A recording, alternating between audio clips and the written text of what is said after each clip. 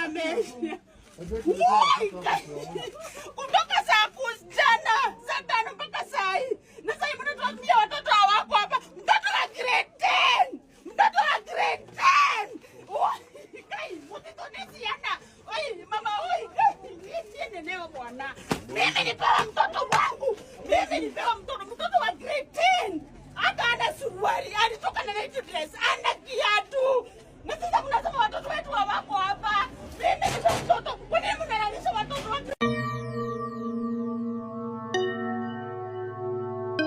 What was already one of the darkest moments for families connected to Utumishi Girls Senior School fire has now become even more heartbreaking.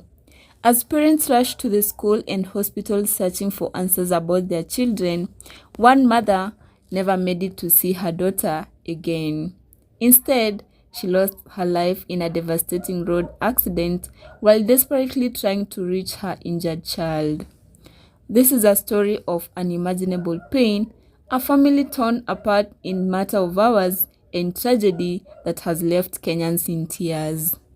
The nation is still struggling to come to terms with the deadly dormitory fire that swept through Utumishi Girls Senior School in Gilgil, Nakuru County.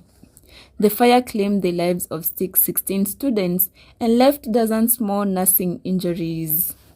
Families from different parts of the country rushed to hospitals and the school grounds after receiving frightening calls and messages about the disaster. But for one family, the nightmare was only beginning. According to reports, a woman received the devastating news that her daughter, a Form 4 student at the school, had been injured during the fire.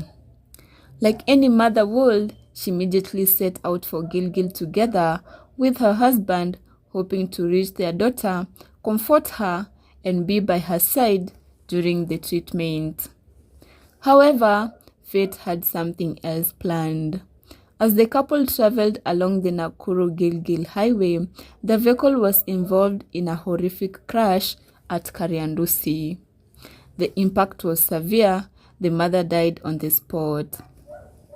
Her husband, who was driving the vehicle, sustained injuries and was rushed to hospital for treatment. In a cruel twist of fate, the daughter they were desperately trying to reach survived the school fire, only to later learn that her mother had died while rushing to see her. Imagine the emotional weight of such news.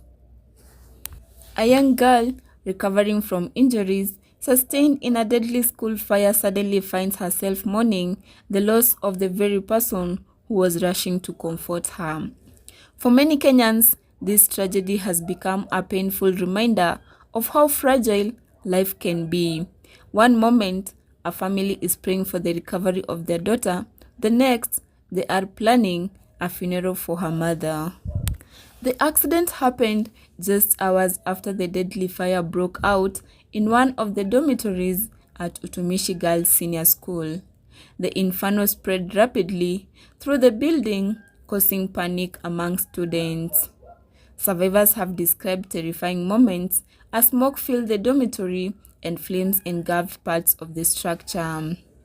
Some students claimed they were forced to jump from upper floors in order to escape.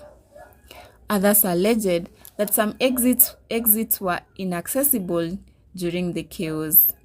Parents who arrived at the school were met with confusion, fear, and heartbreak as authorities worked to identify victims and account for students. Mtoto anapenda babake, mtoto anapenda mamake. She's a very good girl. Sisi kama wazazi kitu tunataka ni justice. As much as we want the bodies of our children, we want justice.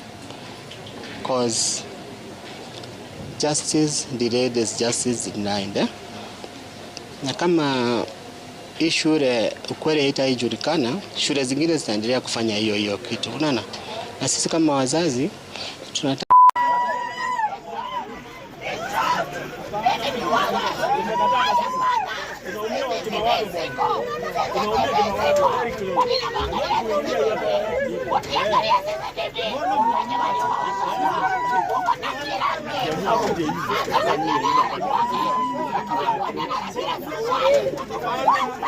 Mimi ni mtoto.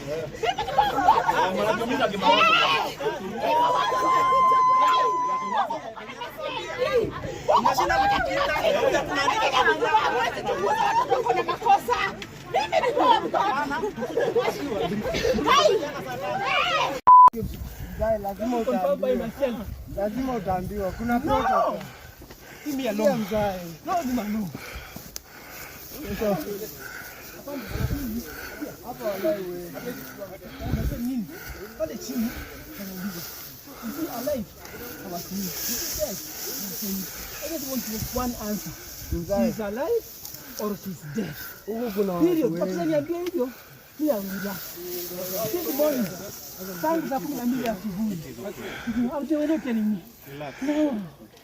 No. Wazazi kila mtu ametulia na ngojea. Let us just we have been all hiding all. Sisi wote tumekuwa hapa. Boss. They have been lecturing us tangu asubuhi. Hapa kuanzia saa 8 usiku. Wanaanza. Sasa kuja hapa ikiwa imeanza kitu mzima. Sawa, nikuulize. Isi alive or dead? Hiyo Watoto waezi saa hii watu wamekuwa wakituambia hivi like just let them tell me your daughter is a man dead. we have a command post pale chini. I've been there. You cannot get to answer here. I know how my daughter looks. Yes. I just go and It's okay. she's there, and then I go home and mourn my daughter. If she's not there, I go to her house to check on her. That's what I want to do. It's a painful thing to me. How does what I'm saying watoto? Si ati ni kitu ya kufurahia hapa. Why are they not telling us the truth? Why are they not telling us the truth? Twende wapi sasa? Where do we go? You're torturing the kids, you're torturing us as parents. Where do we go? What do we do? What do we do? Tufanye nini sasa sisi? Tufanye nini? Oh, patience, 2 a.m. the other day. Patience, wait. Still when? No information. You are very mean with information. Our kids safe in the first place. Are they safe? And then you look us out like vagabonds. We are stakeholders in this. Walimu ni sawa, shule ni sawa, but we are also stakeholders as parents to the kids. You can't give us the dark like that. Please, excuse us. Kama wewe ni mzazi ingia. Kama wewe ni mzazi ingia. Tafadhali mama.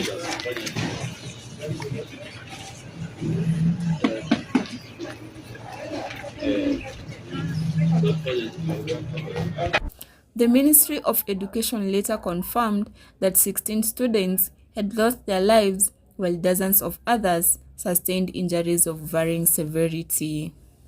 Several critically injured students were transferred to Nairobi for specialized treatment. As investigations continue, many questions remain unanswered. Some students have alleged that the fire may have been started deliberately. Claims have circulated suggesting that a mattress may have been set ablaze inside the dormitory. However, investigators have cautioned that the official cause of the fire has not been conclusively established. Authorities, including detectives from the Directorate of Criminal Investigations, continue to gather evidence and interview witnesses. The school administration has maintained that investigations are ongoing and that all facts will emerge once inquiries are completed. Meanwhile, Education Cabinet Secretary Julius Ogamba ordered the closure of the school and directed parents to collect their children as investigations proceed. Beyond the statistics and headlines lies the human cost of this tragedy. 16 young lives were lost, dozens of families are caring for injured daughters, and now one family must endure the unimaginable pain of losing a mother who was simply trying to reach her child. Across Kenya, many parents have been moved by the story. Many have imagined that it must have felt like that for mother during her final journey. Thinking only about her daughter, praying she will be okay, desperate to arrive at her bedside. Sadly, she never got the chance. Instead, her final act was one of love and sacrifice, a mother's instinct to be there for her child. As investigations continue into both the school fire and tragic road accident, Kenyans are mourning the lives of lost and praying for those still recovering. May the souls of the students who perished rest in peace, and may comfort be granted to every family affected by this heartbreaking tragedy. If you've been touched by this story, share your condolences in the comments, and remember all families going through this difficult time. May they find strength in the days ahead. Cash Media Kenya, thank you for watching, and see you in the next one.